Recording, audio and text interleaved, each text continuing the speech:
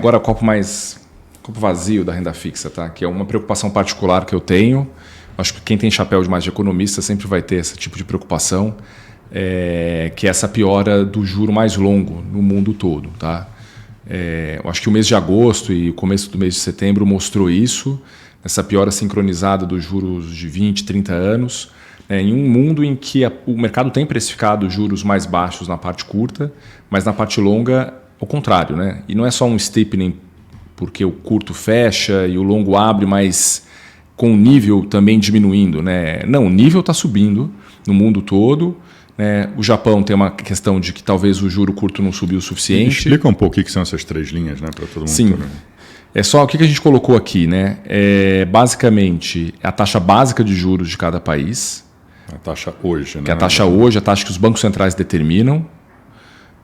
Colocamos a taxa de juros que o mercado precifica para o final do ano que vem. Então, quanto que os mercados acham que os bancos centrais vão colocar essa taxa de curto prazo lá em dezembro. Então, a diferença da linha vermelha para azul é quanto o Banco Central vai cortar, né, no próximo ano que a gente acabou de mostrar no gráfico anterior. Exatamente. Então, para os Estados Unidos é em torno de 3 e hoje a taxa está em 4,30.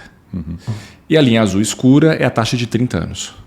Tá? Que é a taxa longa que os bancos centrais, a princípio, não controlam, onde o mercado atribui os prêmios de risco e relacionados à política econômica ao longo do tempo. Então não é comum isso, né? Acho que a linha azul clara caindo nos Estados Unidos, que a gente acabou de mostrar, porque está precificando um ciclo de cortes, mas ao mesmo tempo a linha azul escura está abrindo, né? Então esse que é o slide que é a preocupação. Normalmente estaria fechando tudo junto, não é um cenário tão saudável, né? Mostra que está cortando, mas que o mercado continua preocupado com o fiscal. Acho que esse é o ponto aqui do fenômeno. Desculpa, isso aí. Não, imagina. É exatamente esse o ponto. E essa sincronia, né? Não é só um aspecto relacionado a um único país. Né? São praticamente... A gente tinha mais países aqui, a gente tirou, mas você pega na Austrália, Nova Zelândia, Suíça, tudo mais ou menos a mesma coisa. Tá? E eu acho que isso que está por trás disso, eu acho que é um comportamento de risco de política econômica no geral. Não só a política fiscal, mas para alguns países, especialmente os Estados Unidos, tem a questão da política monetária também, a interferência do Fed. Tem muita gente preocupada com isso. Tem a razão ou não, tem gente preocupada e isso acaba se refletindo no preço. Tá? E esse gráfico da direita é bem assim, clássico. Né? Você pega juros aqui no eixo Y, né? Aqui em cima, e você pega a dívida aqui embaixo. Né? Dá para ver realmente essa relação linear bem interessante, né? Especialmente na Europa. Países com mais dívida estão tendo uma taxa de juros maior, é quase uma relação linear entre eles.